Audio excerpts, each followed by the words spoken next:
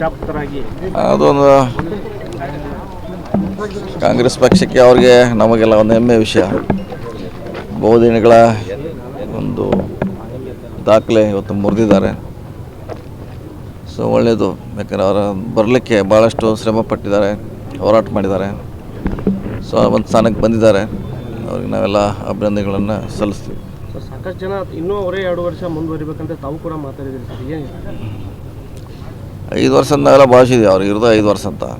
So ಈಗ ಸುಮಾರು ಅರ್ಧ ಆಗಿದ್ದಾರೆ, ಇನ್ನು ಅರ್ಧ ಇದ್ದರೆ ಒಳ್ಳೆಯದಂತ ನಾನು ಹೇಳಿದ್ದೀನಿ, ಅವರು ಹೇಳಿದ್ದಾರೆ. ಸ್ವಂತ ಬೆಳಗಾವಿ ಅಧಿವೇಶನ ಕೂಡ ಅವರು ಹೇಳಿದ್ದಾರೆ. ಸೊ ಆದರೆ ಒಳ್ಳೆಯದಂತ ನಮ್ಮ ಭಾವನೆ.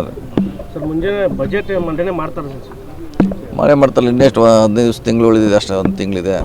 ಫೆಬ್ರವರಿ 1ಕ್ಕೆ ಆಗ್ಬೋದು. ಸರ್, ನಾಯಕತ್ವ ಗೊಂದಲ ವಿಚಾರ ಇರುವಂಥ ಸರ್ ಪಕ್ಷದಲ್ಲಿ ಆ ಸಂದರ್ಭದಲ್ಲಿ ಅರಸೂರ ರೆಕಾರ್ಡ್ ಬ್ರೇಕ್ ಮಾಡಿರುವಂಥದ್ದು ಗೊಂದಲ ಇರೋದು ರಾಜಕೀಯ ಪಕ್ಷದ ಗೊಂದಲ ಇರುತ್ತೆ, ಅದ್ರ ಪ್ರಶ್ನೆ ಇಲ್ಲ. ಗೊಂದಲ ಯಾವುದೇ ರಾಜಕೀಯ ಪಕ್ಷದಲ್ಲಿ ಗೊಂದಲ ಇದ್ದೇ ಇರ್ತೈತೆ. ಸರಿ ಮಾಡ್ತಾ ಒಯ್ದಾನೆ ಅಷ್ಟೇ ನಮ್ಮ ಇವರು ಅವ್ರ ಆಪ್ತರಲ್ಲಿ ಒಬ್ಬರಾಗ ರಾಜನ್ ಅವ್ರು ಮಾತಾಡುವಂಥದ್ದು ಸರ್, ಏನಾದರೂ ಸಿದ್ದರಾಮಯ್ಯನವ್ರನ್ನ ಬದಲಾವಣೆ ಮಾಡಿದರೆ ಕಾಂಗ್ರೆಸ್ ಪಕ್ಷಕ್ಕೆ ಪರಿಣಾಮ ಬೀರುತ್ತೆ ಅನ್ನೋ ಮಾತು. ನೋಡೋಣ, ಅದ್ರ ಬಗ್ಗೆ ಸಮಯ ಬಂದಾಗ ಅದ್ರ ಬಗ್ಗೆ ಚರ್ಚೆ ಮಾಡಿ. ಈಗಂತ ಅಂಥ ಸಂದರ್ಭ ಬಂದಿಲ್ಲ ಇನ್ನೂ. ಈಗ ಅವರೇ ಇರ್ತಾರೆ, ಮುಂದೆ ನೋಡೋಣ.